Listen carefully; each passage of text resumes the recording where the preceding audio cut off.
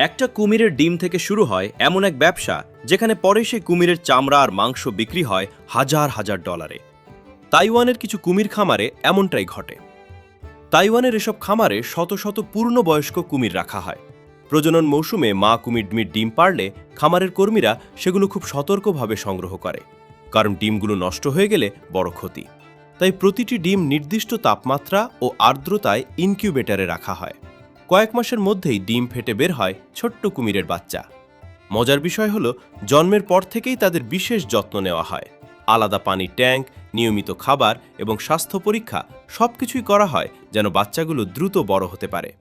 প্রথম দিকে তাদের খাবার হিসেবে ছোট মাছ ও পুষ্টিকর খাদ্য দেওয়া হয়। ধীরে ধীরে তারা বড় হতে থাকে।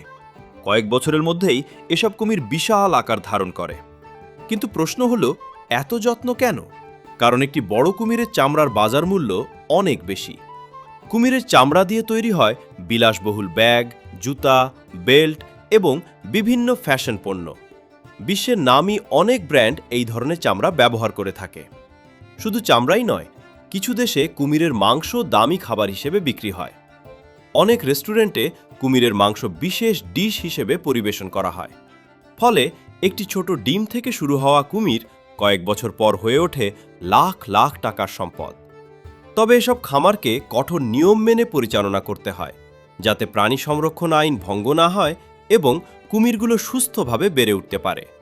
ভাবুন তো, আজ যে ছোট্ট কুমিরটি ডিম ফুঁড়ে বের হলো, কয়েক বছর পর সেই কুমিরই হয়ে যেতে পারে বিলাসবহুল পণ্যের কাঁচামাল।